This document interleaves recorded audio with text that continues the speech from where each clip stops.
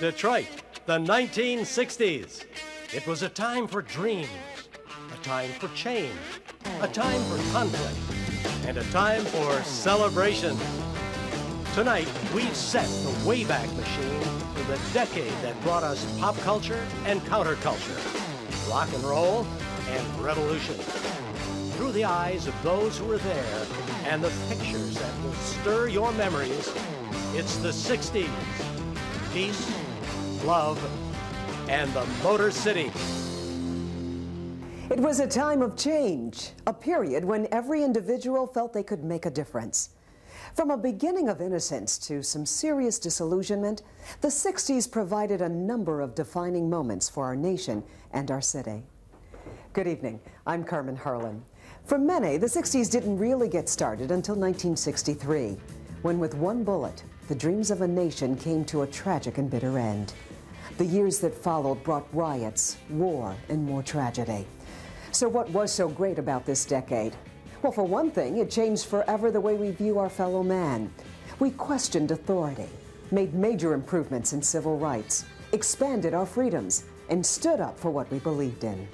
And we had great music, too. Like a movie soundtrack, the music of the 60s echoed a changing time. So sit back now and come with us on an incredible journey through a decade of peace, love, and the Motor City. Leave your cares behind. Come with us and find the pleasures of a journey to the center of the mind. Come along if you care. Come along if you dare. Take a ride to the land inside of your mind. Beyond the seas of thought, beyond the realm of want. Across the streams of hopes and dreams where things are really not. Come along if you care. Come along if you dare. Take a ride to the land inside of your mind. But please realize you'll probably be surprised. For it's a land unknown to man where fantasy is back. So if you can, please understand, you might not come back.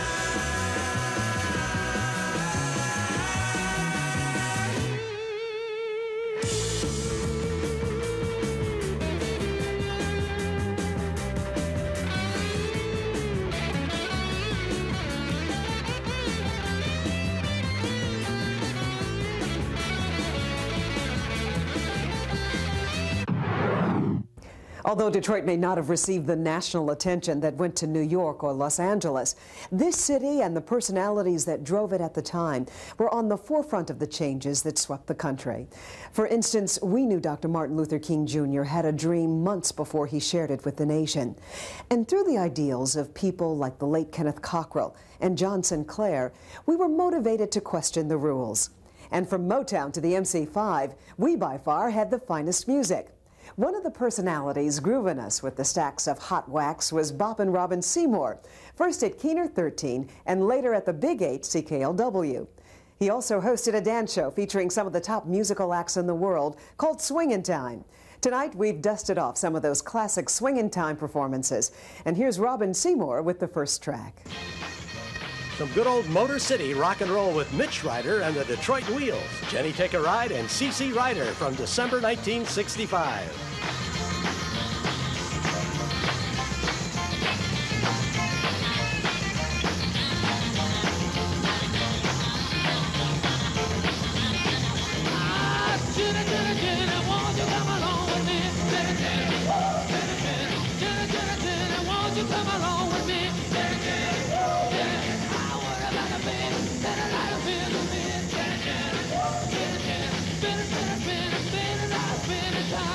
Yeah.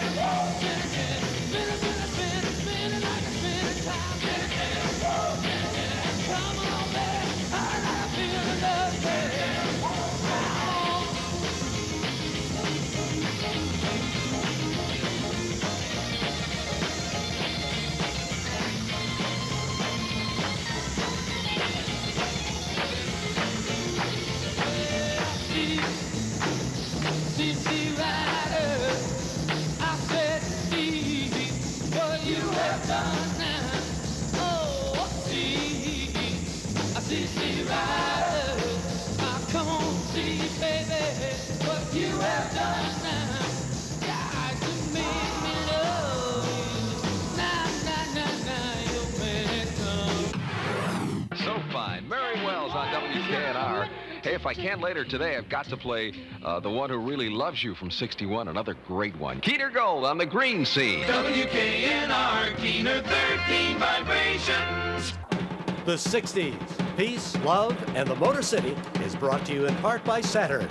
A different kind of company, a different kind of car. Ameritech. In a world of technology, people make a difference. And the Chicago Winter Break Festival, it's warmer than you think.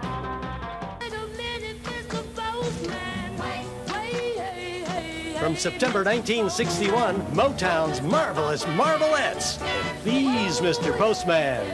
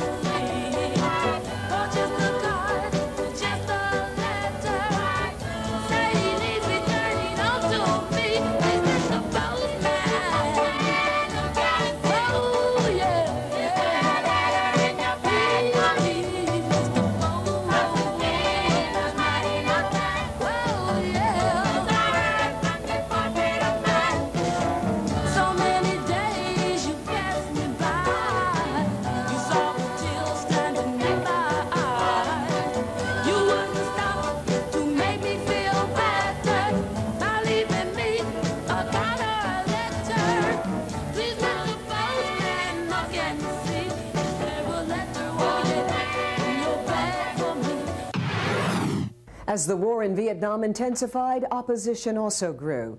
From Kent State to Berkeley, college campuses were exploding with anti-war sentiment. In Ann Arbor, Tom Hayden was helping to form Students for a Democratic Society, or SDS, and later became a part of political history at the Democratic National Convention in Chicago in 1968. But more than just opposing the war, there was also a general questioning of authority during the late 60s. In the forefront of the movement here in Detroit was John Sinclair.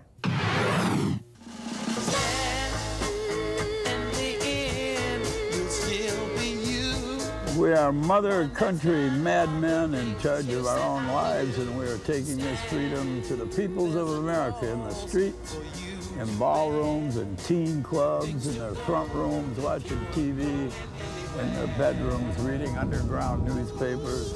We represent the only contemporary lifestyle in America for its kids, and it should be known that these kids are ready. Well, a little Ginsburg influence in that paragraph, huh? Against a backdrop of war, oppression, and rebellion, Detroit became a hotbed of political activity in the late 1960s. For the first time, young white people knew what it was like to be despised by cops. You know, you didn't have to be black to be kicked out of school or to be rejected by your parents or to be tossed out of an environment. All you had to do was have long hair. Hair down to here in 1965 was radical, and some people perceived it as dangerous. Yeah, I think you can say that they saw their world crumbling, a world of law and order, and where people automatically followed the rules, and there was this tiny subculture of criminals who didn't, you know. It was following his creation of the Detroit Artist Workshop near Wayne State University, which was a place for music, art, and smoking marijuana, that John Sinclair became known to authorities as a left-wing radical. My personal commitment to actually becoming a full-time left-wing organizer type was through the narcotics police and their constant harassment of me personally and our little community, you know. We thought it was going to get better from now on, you know. People would be more free, there'd be more integration, there'd be less hunger in the world, the police would not be so ferocious. but it didn't happen. Of course, this whole movement was foreign to the mainstream press, which led to the publication of one of the nation's first underground newspapers, The Fifth Estate. A 17-year-old Harvey Afshinsky was the publisher. Separate from our need to do it, we found out that other people had a need to read it. You couldn't get news about the anti-war movement or about the civil rights movement or about the kind of music we were starting to listen to in the Free Press and News. Soon, John Sinclair was writing a column, and Peter Werby joined the fold to help Harvey keep the paper alive. Subcultures need their own media, and at that time, of course, it was only newspapers, so it was quickly grabbed up. I mean, we were almost amazed at how, almost overnight, how popular it became. Now that the message was reaching a wider audience, the movement continued to grow. What I meant to do was to draw a line. That was my organizing tactic for, because it was something that I learned from Elijah Muhammad, I would say. That's the way I put it together, There's no secret that Johnny Rivers has a hit with Secret Agent Man from March of 1966. There's a man who leads a life of danger. To everyone he meets, he stays a stranger. Every move he makes, another chance he takes. Odds are he won't live to see tomorrow. Secret agent man, secret agent man. They've given you a number and taken away your name.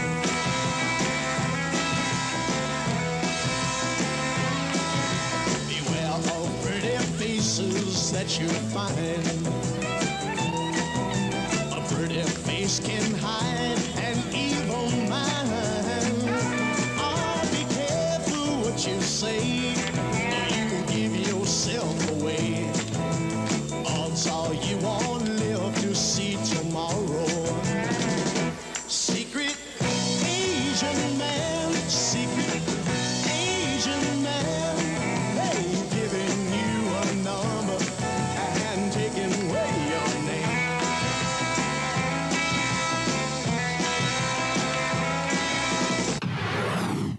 Detroit is known around the world for great cars and Motown music. Of course, we know there's more than just Motown. When we return, we'll take you on a wild ride through the Motor City's musical heritage. Plus, coming up shortly, a little scene film by John and Lenny Sinclair, featuring what many consider to be the world's greatest rock and roll band. Johnny Morgan, Radio 8, CKLW. A salute from the CKLW Fun Dock for Miss Joyce Kamirski, Michigan's top woman amateur golfer, the citizen of the day on Fun Radio 8. I was Kaiser Bill's Batman, whistling Jack Smith on the Johnny Morgan Show. Right now, we want to present a group of young men who have caused tremendous excitement with their wild way of performing. Of course, that can only mean Paul Revere and the Raiders. Well, I guess my good lovin' done lost its appeal. But when I come back, I heard the bad news. They say our big romance has been getting abused. I'll tell the truth, don't lie to me. Have you been step it on me? I got ways of finding out.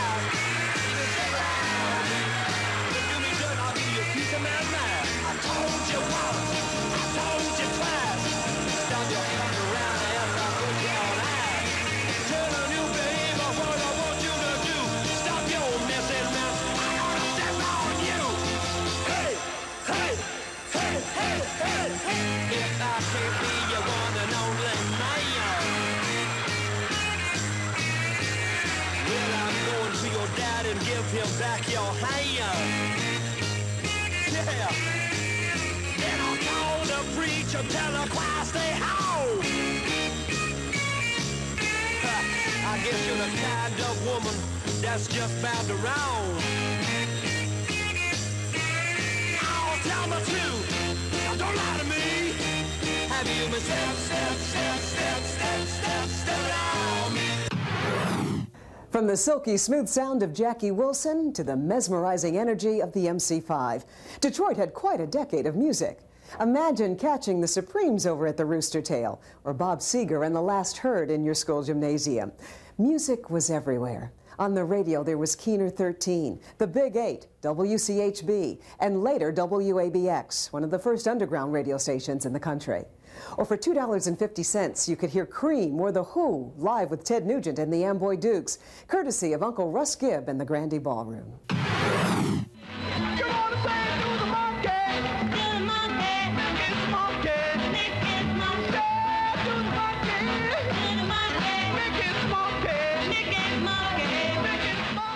From Motown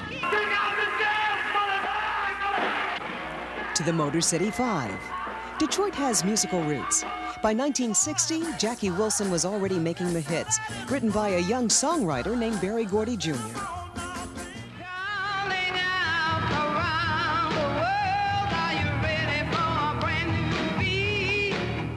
Of course, Gordy and his stable of Motown artists pretty much owned the charts in the mid-60s, churning out hit after hit. And the Queen of Soul, Aretha Franklin, was busy earning her crown. But as the late 60s approached, there was a new brand of Motor City rock and roll. The spirit of competition between Detroit musicians inspired us all to be the absolute best we better be. I attribute a lot of today's greatest music to the combination of the fire of the young white artists in Detroit at the time when the fire of the great black artists at Motown inspired us all. Rock and roll music. Whether it was the Amboy Dukes, Bob Seger and the Last Herd, the Frost, Iggy and the Stooges, or the Rationals, Detroit was wired for sound, and it was loud. Of course, nobody was louder than the original grunge band, the MC5.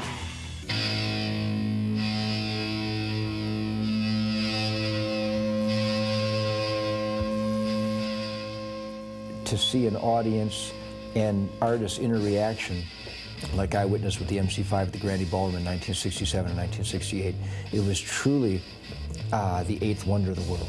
The MC5 are the world's greatest rock and roll band. They were into doing things with feedback long before Hendrix or any of these other guys were playing around. They were it. And Gibb should know. He owned the infamous Grandy Ballroom, which provided the stage for many of Detroit's rockers. Patterned after the Fillmore in San Francisco, the Grandy also hosted national acts like Jimi Hendrix and Cream. It really was John Sinclair who brought the parts of it, of the people here in Ann Arbor and in Detroit, down by Wayne State University, that brought it all together for me. I was the business aspect. I was Uncle Greedhead. I loved it.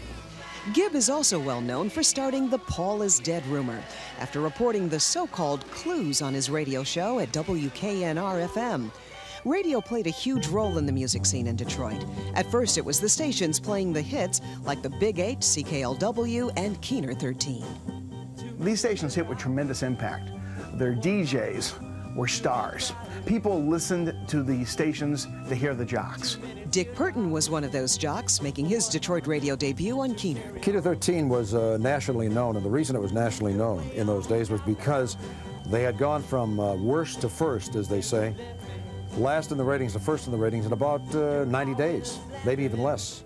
But by the late 60s, there was something new on the dial. Radio was exciting because I remember ABX and WBCM were basically inventing underground, unformatted FM, deep cut radio where they'd play all the different songs by the artists other than just the hits, on AM radio. From the airwaves to the stage, there was something magical about the sound coming out of Detroit in the 60s. Music provided a communicating tool in that it was the Pied Piper for a generation. And it said, come one, come all to the midnight ball. The invitation's there. Here's a happy hit from June of 1965 with Leslie Gore, Sunshine, Lollipops, and Rainbows. Everybody, sunshine, lollipops, and rainbows. Everything that's wonderful is sure to come your way when you're in love to stay. Sunshine, lollipops, and rainbows. Everything that's wonderful is what I feel when we're together. Brighter than a lucky penny when you're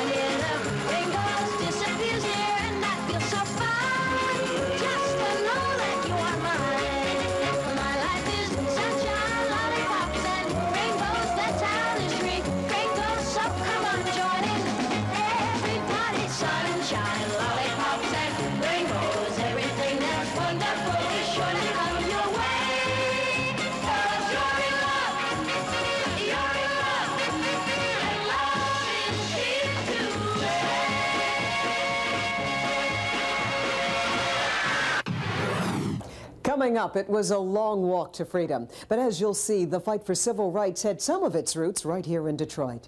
Also, we start growing our hair as the Beatles invade the States. 808 on the Lee Allen Show. Wednesday night, go get it. Number 16 is called Liar, Liar. The Castaways are the entertainers. Let's talk on the phone, listen to them at the same time. Ha! Liar, liar.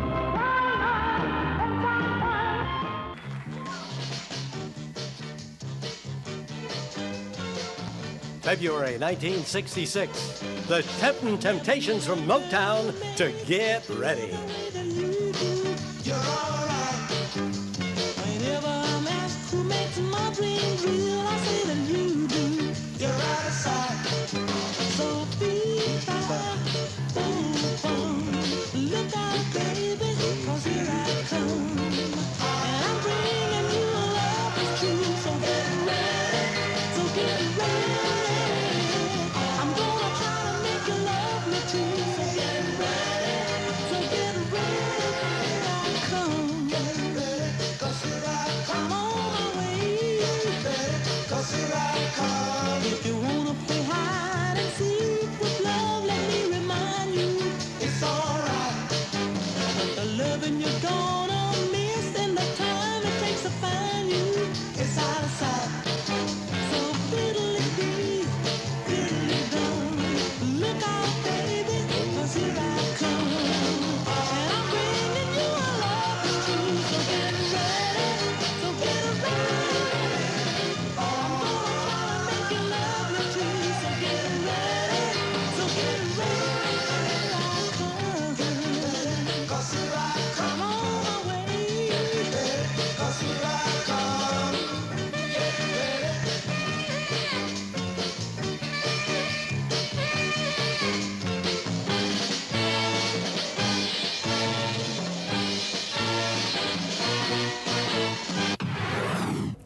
In the late 50s, we all know that Rosa Parks refused to sit at the back of the bus, sparking the modern-day civil rights movement. Yet as the 60s began, blacks were not much better off, especially in the Deep South. Cities like Detroit were considered much more progressive, but there was still a long road ahead toward equality. So the battle continued throughout the decade, unfortunately leaving a number of casualties, such as Dr. King and Malcolm X. But it was also in the 60s where many of the dreams of freedom finally became a reality. Segregation is wrong because it is a system of adultery perpetuated by an illicit intercourse between injustice and immorality. June 1963. Dr. Martin Luther King Jr. participates in the Walk to Freedom in Detroit. Marching with him is then NAACP Detroit chapter president Arthur Johnson. Martin Luther King's speech in Detroit was the forerunner of the I Have a Dream speech that he delivered at the March on Washington. It was in a sense a time of great doings. It was a time of high drama in the movement. And it was a time in which we saw recognition on the part of many in the white community that they had a stake in this. The speech marked one of the many turning points in the struggle for freedom. One major change in the early 60s was the ouster of Mayor Mariani and his oppressive policies. The police were operating on the premise that they could, for any suspicion, stop an individual and which amounted to an arrest, and search the individual. And I experienced that kind of search. Change came slow, or sometimes not at all, until the city exploded in the summer of 1967. I think the riot was a very rude awakening for this community. I think that there was not wide recognition, very much recognition of the depth of resentment in the black community to the patterns of discrimination.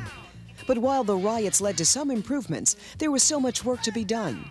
One prominent figure at that time was Kenneth Cockrell. Ken was one of the leaders of the League of Revolutionary Black Workers, and the League was taking on issues of workplace racism and racism inside of union structures, and this, it was cutting edge. He was a spellbinding speaker, and he would, get in front of a group of people on an issue, particularly around police-related issues at that time, and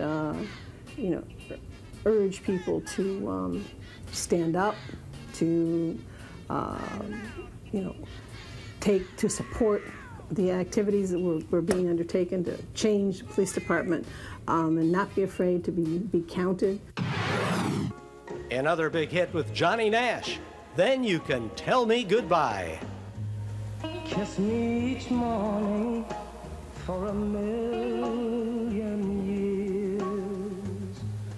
Hold me each evening by your side. Tell me you love me for 1,000,000 years. Then if it don't work out, then if it don't work out, then you can tell me goodbye.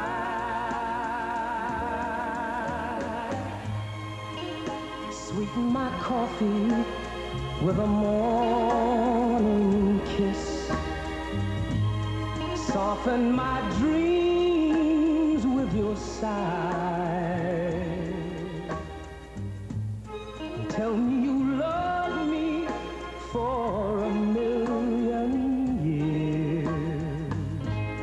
Then if it don't work out, then if it don't work out, then you can tell me goodbye. But if you must go, I won't grieve. So have you dug out those old hip hugger bell bottoms and the Nehru jacket? It seems that what's old is new again. Coming up, we'll take you on a guided tour of those hot 60s fashions and a whole lot more, including a stroll down Plum Street. Pretty groovy, huh? This is your saloon, this is your show, but Diana mentioned, that this brings back memories. It does for me, because we had just started our television show here at that time. Much, I remember. And like it was trick or treat. I was watching the kids dance. I remember when we used to go to the record hops and things, and just dance like mad, it's fantastic.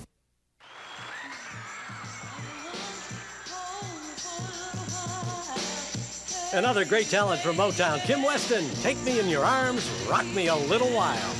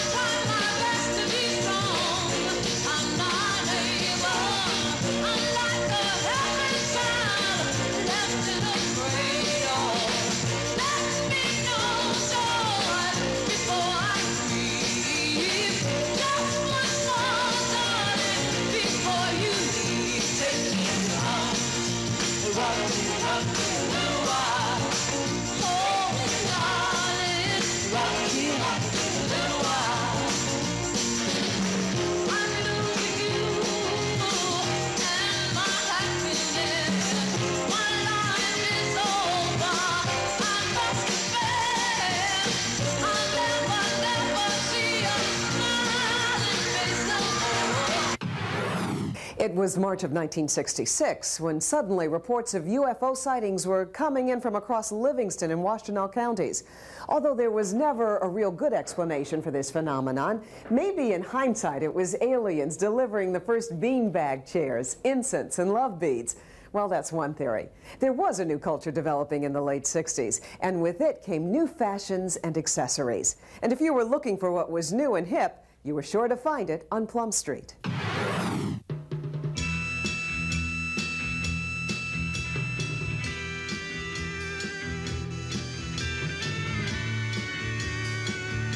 It was on and was in.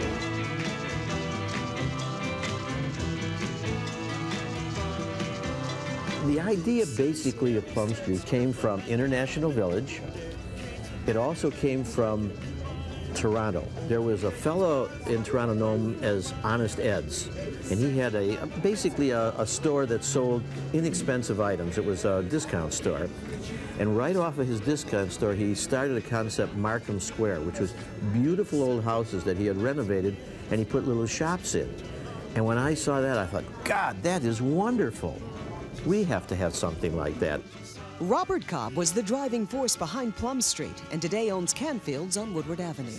We had all these people coming to see what was going on, and some of the shops were really cutesy-wootsy. The people were kind of interesting. And I wanted to get in on the excitement of this new growth. So I looked around, and there were plenty of gift shops and plenty of other things, and there was no men's shop at all. And I figured this is what Detroit needs, a way out shop for men.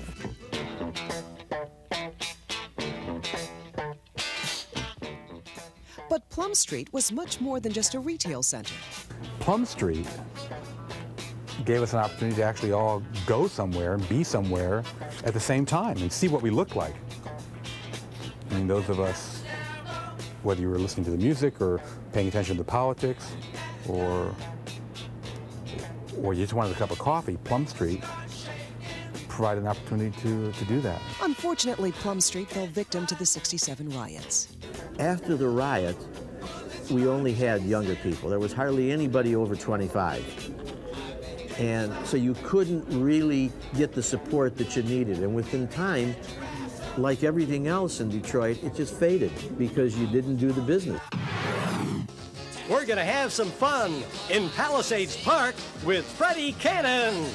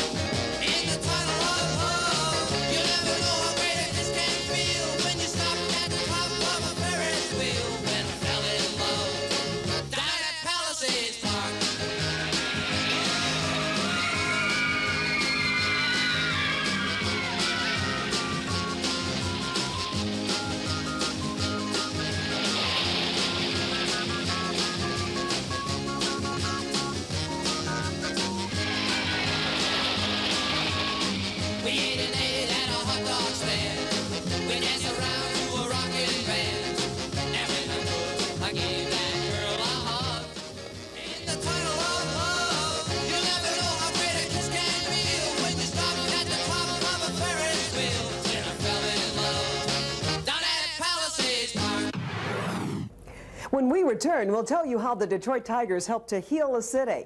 And you'll see an early appearance on local television by those mop-top boys from Liverpool. 2 minutes after 1, WABX in Detroit. Dave Dixon here with records until 2, and Mark Parento at 2. Ann Christ at 6. Jim Dulzo at 10. And Larry Monroe all night, plus Jerry Goodwin mornings from 7 to 11, and then me. That's it, 24 hours a day here at ABX.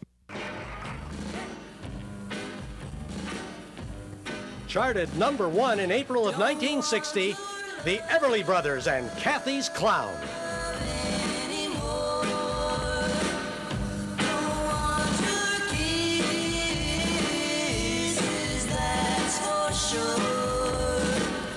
I die each time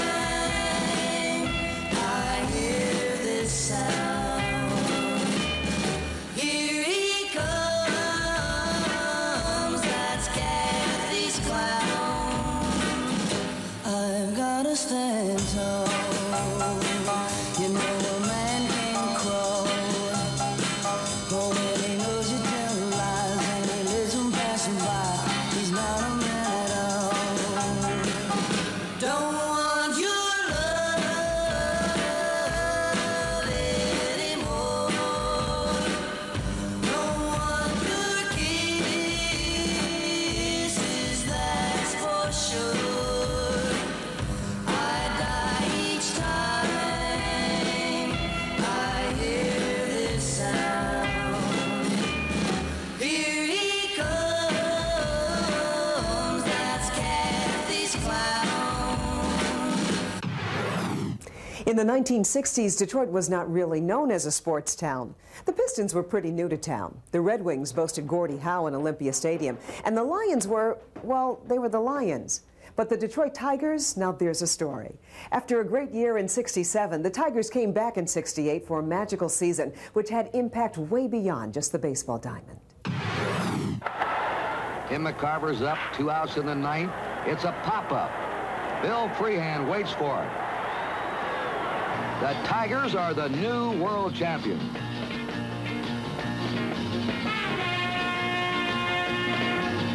And the city of Detroit is one big happy clubhouse.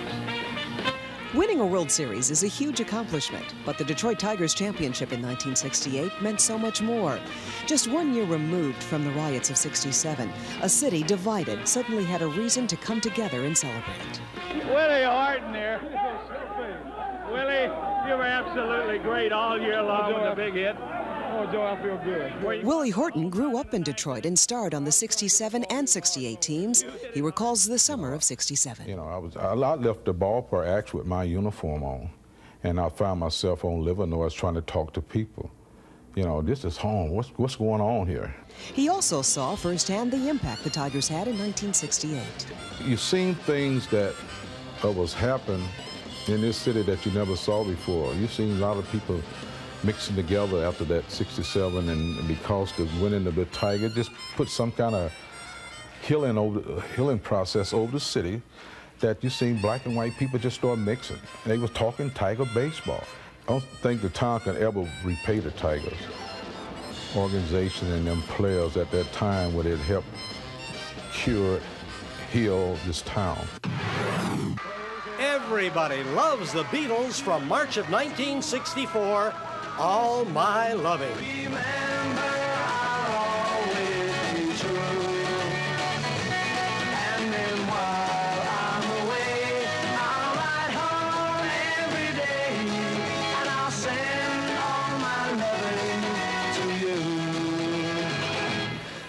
Pretend that I'm missing the lips I am missing, and hope that my dreams will come true. And then while I'm away, I'll ride home every day, and I'll send all my loving to you. All my loving I will send to you.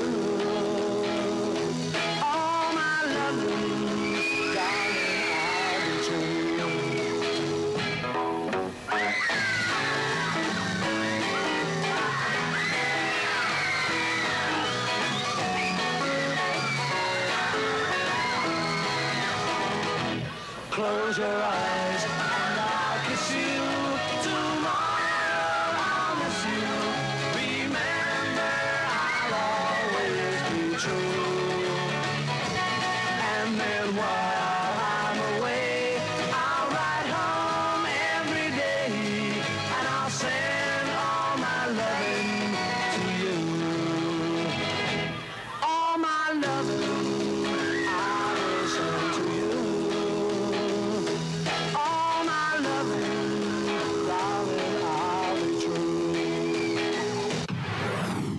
You've heard people call them the world's greatest rock and roll band. And when we return, you'll witness the pure energy of the MC5. It's a rare film from the personal collection of John and Lenny Sinclair, and you'll see it next. The concert. Keeter was there. Right now, WKNR's Bob Green about to introduce to this mob here at Olympia Stadium, the Beatles. Bob attempting to get the crowd started down. Ladies and gentlemen, the Beatles are at Olympia.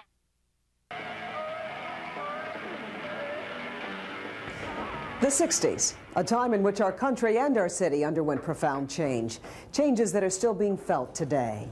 A special thanks to Robin Seymour for joining us tonight, and to Lenny Sinclair for the use of her personal films and photographs. If you're interested in finding out more about her photography, you can check out her exhibit at the Book Beat in Oak Park, now through March 10th. Or point your computer to www.musiclegends.net. Stay tuned now for part 2 of the 60s on NBC. And thanks for being with us tonight. We're going to leave you now with a classic film that's making its broadcast premiere. From 1968, here is the MC5. I'm Carmen Herlin. Good night.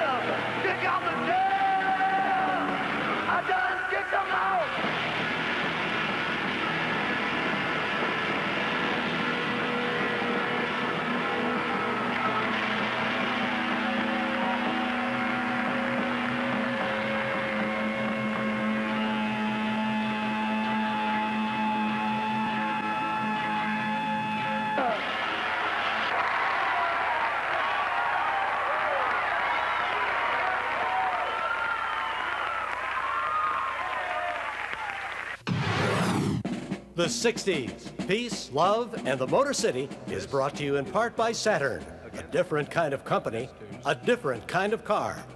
Ameritech, in a world of technology, people make a difference.